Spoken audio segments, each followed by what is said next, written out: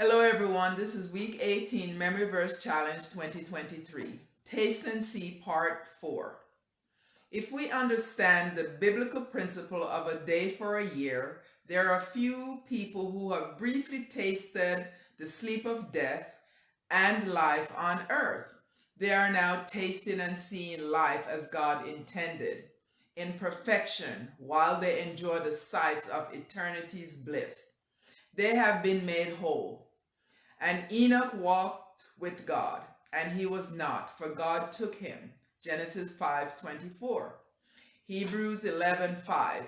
By faith Enoch was translated that he should not see death, and was not found because God had translated him.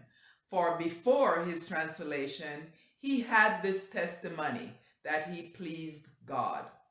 Enoch, Adam and Eve's grandson, is now in the presence of God in eternity's time. Elijah never tasted death, but was taken straight to heaven. 2 Kings 2:11 and 12.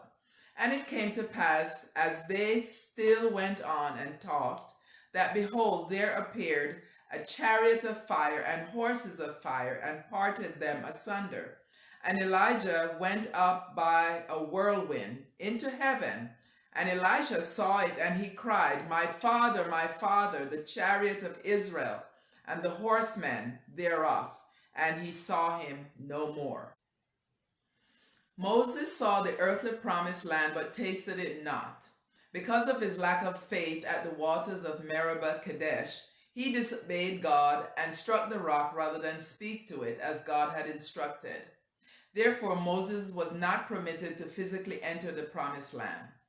Oh, but God gave Moses something even better. At one time, I did not understand and was saddened because of the punishment he received. But that's the best punishment one could have ever received, not knowing the outcome. Our God is fair, merciful, and gracious. Moses slept in death, Deuteronomy 4:5. Then woke up in heavenly bliss. He appeared to Jesus alongside Elijah, Luke 9:28 through 33.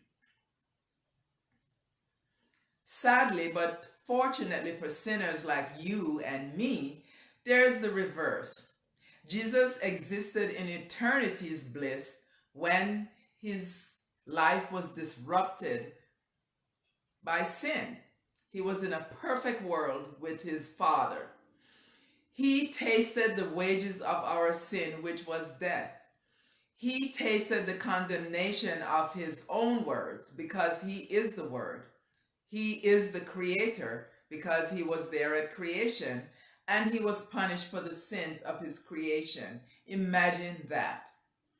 But he was triumphant because his word also speaks of the dead in Christ, which will rise first. 1 Thessalonians 4:16. If we die in Christ, we rise in Christ. The dead will also rise to the sweetness of everlasting bliss. It will not matter to us how long we've slept in the grave or lived on this earth, whether it's a day, 100 years, or 1,000 years. What will matter is that we will see and taste what God has prepared for us, and that God is a God of his word. He is good. Mark 13:35.